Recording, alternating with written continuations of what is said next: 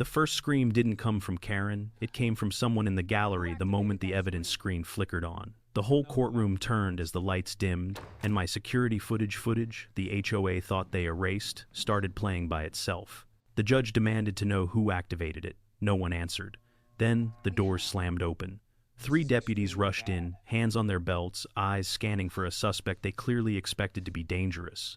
Reporters scrambled back, cameras clicking like insects. Karen went pale. Her lawyer whispered, "This is bad. This is extremely bad." But none of them were prepared when the deputy announced, "Mr. Martin, we need you outside.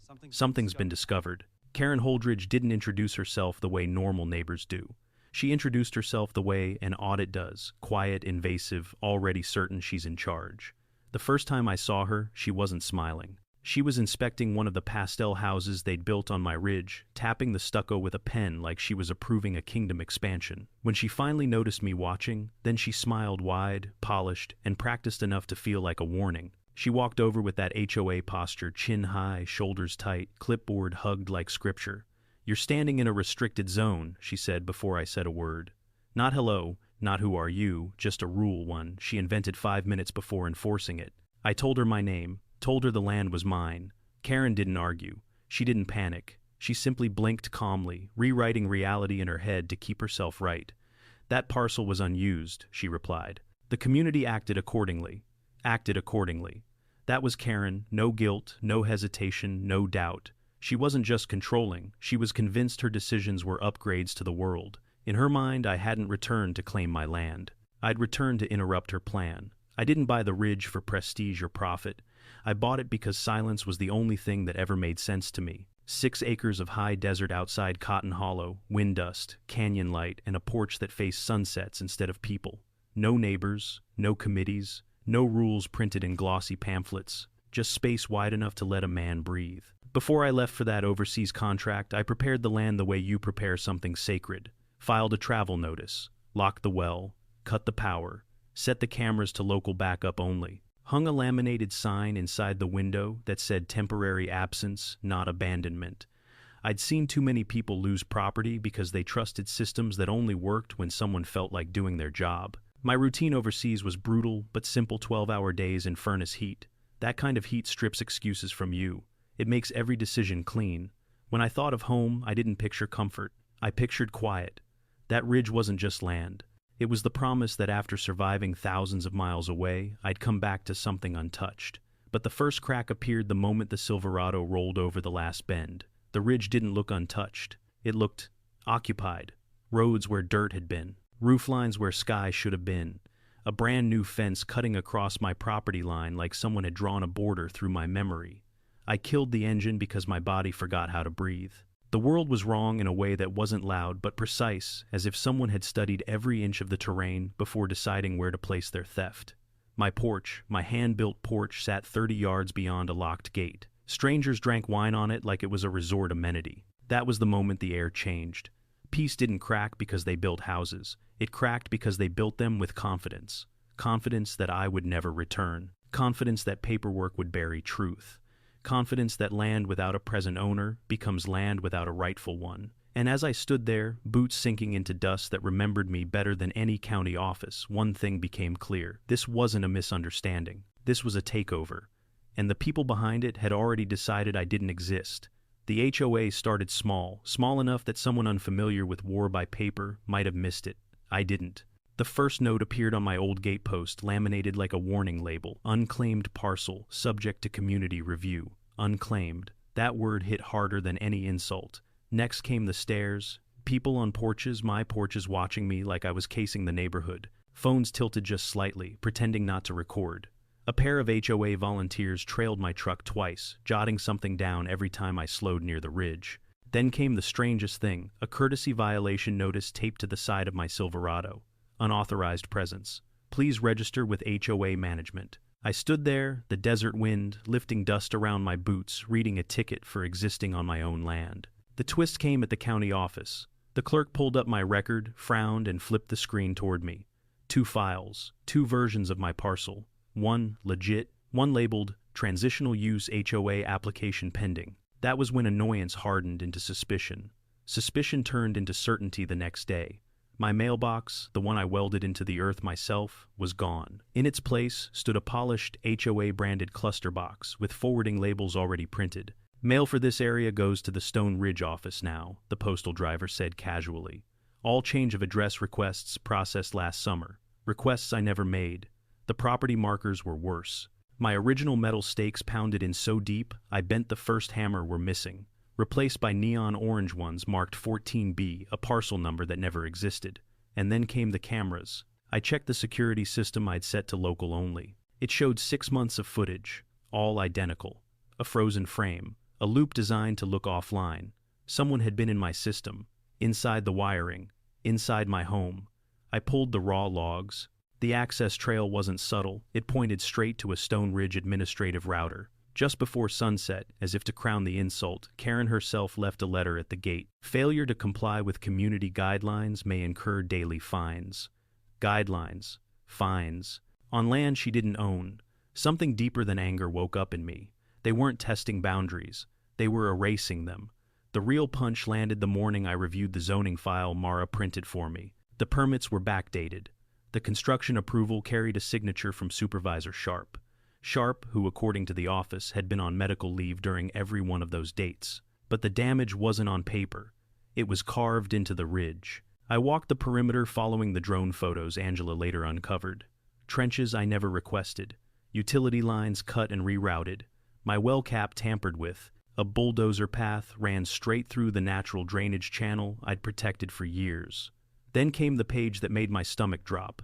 A forfeiture affidavit, signed under my name, co-signed by Gerald Martin, my father, a man who'd been dead 7 years. Beside his forged signature sat a notary stamp from someone who'd retired long before the document's date. This wasn't sloppy greed. This was premeditated. They hadn't just trespassed. They hadn't just built. They'd erased me from paper, replaced me with a dead man, and used that corpse to justify building 3 pastel monuments to their arrogance. And for the first time, I understood this wasn't a local HOA dispute. This was organized theft. When I brought the forged affidavit to the county, the planning department's friendliness evaporated. "We can't comment on active administrative reviews," the receptionist said, voice suddenly brittle. "Active reviews. Of my land. Something was happening behind their walls, and I wasn't meant to see it." An hour later, a sheriff's deputy knocked on my motel door. "Mr. Martin," he asked, one hand resting not casually near his holster. "We've received a complaint that you're harassing residents and obstructing community property." Community property. They'd reported me for disturbing what they'd stolen. The deputy wasn't hostile, just confused following a script someone had handed him. I gave him the deed, the timestamps, the forged documents. His brow tightened. "We'll look into this," he said, not sounding convinced. That same evening, Dana filed an emergency injunction to freeze all HOA activity. Minutes later, the HOA's lawyer emailed me a cease and desist letter accusing me of trespassing. It was official now. The HOA wasn't defending itself. It was attacking. Just before sunrise, my phone buzzed. "Leo, you need to hear this," he said. His voice never wavered, not in Afghanistan, not in the contractor breach we'd handled years back, but this time it carried a weight. "Your camera system wasn't hacked," he said. "It was logged into. Someone used authorized credentials. Credentials only county staff and the HOA admin office ever had. He traced the deletions, reconstructed fragments, and found something the HOA never intended to surface. A digital memo, 15 words, no signature, no header. But the metadata didn't lie. Prepare the Martin parcel for full site integration by Q2. Assume he won't come back." The sentence hit harder than any bulldozer scar on the ridge. They hadn't just hoped I wouldn't return. They planned around it, executed around it, bet their entire development on my disappearance. By the time Leo finished, I already knew the next step. Mediation. The one place Karen would be forced to speak without the benefit of a scripted HOA email, and the place she'd make the mistake we needed. Because people like her don't fear evidence. They fear being watched while they lie. Courtroom 4A looked less like a place for hearings and more like a pressure chamber waiting to detonate. Every seat was filled. People stood shoulder to shoulder at the back, leaning in, whispering, speculating.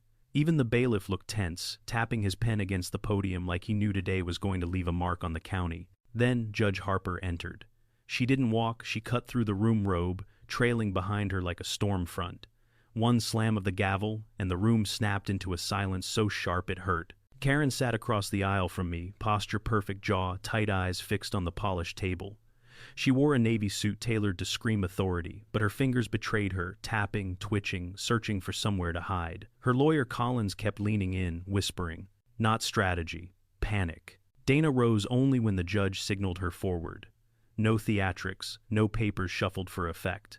Her voice was steady, surgical. "Your Honor, the evidence will show a deliberate, coordinated attempt by the Stone Ridge Circle HOA to seize Mr. Martin's land through forged documentation, falsified zoning approvals, and systematic digital tampering." A low hiss of whispers filled the room. Collins jumped to his feet. "Your Honor, this is exaggerated. Sit down," Judge Harper said without looking at him.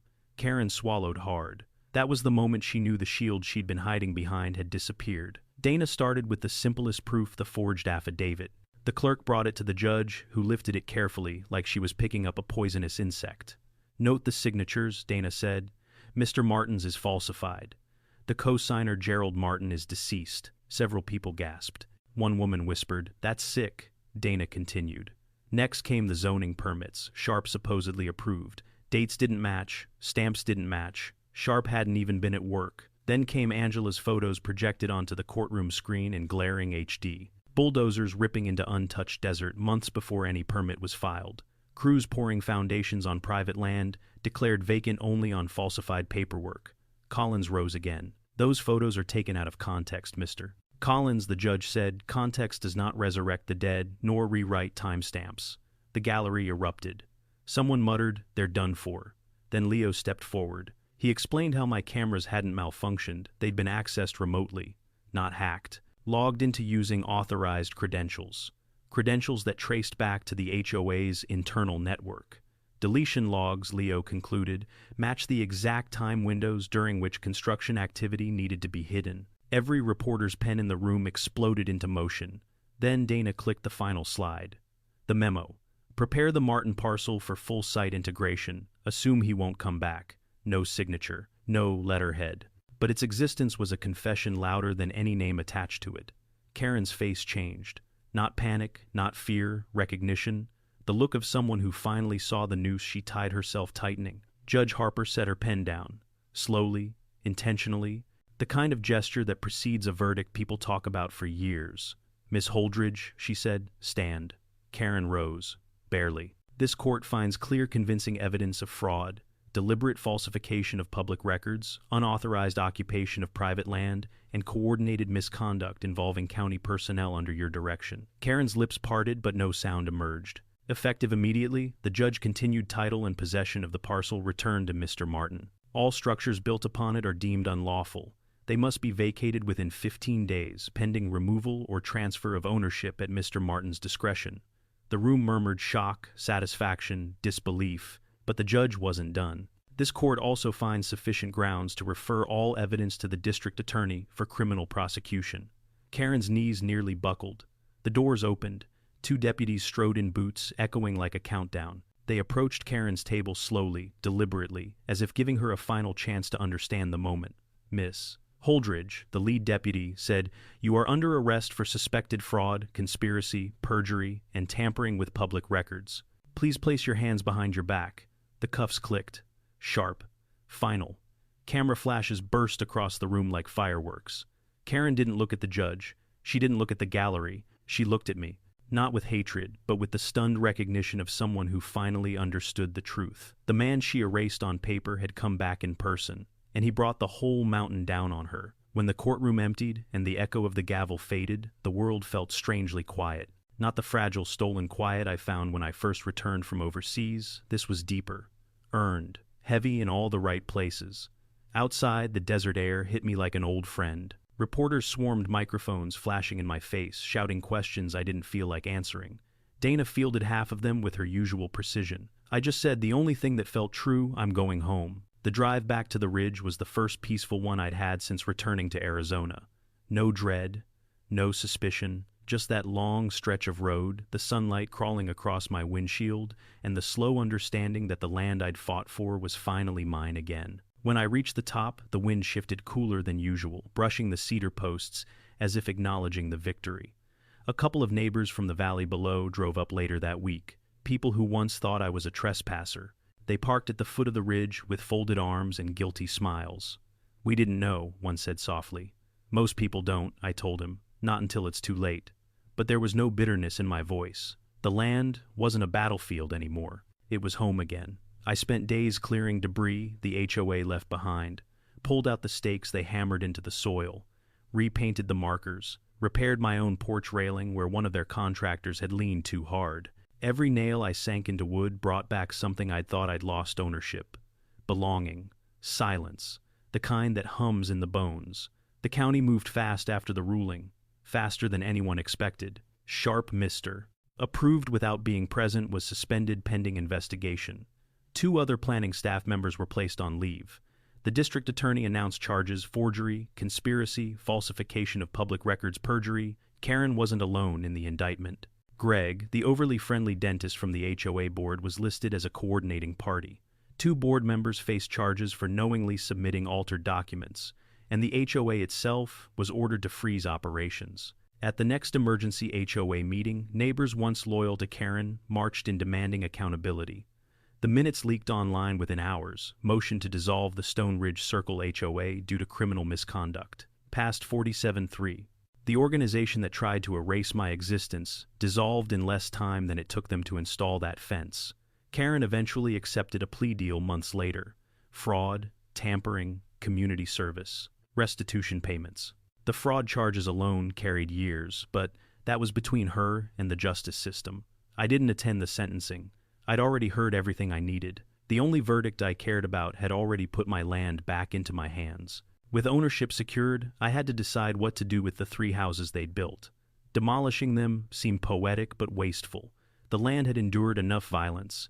Instead, I renovated them, stripped out the sterile finishes, and replaced them with materials that belonged to the desert: reclaimed pine, adobe-style plaster stone from the ridge itself, letting the landscape seep back into the walls.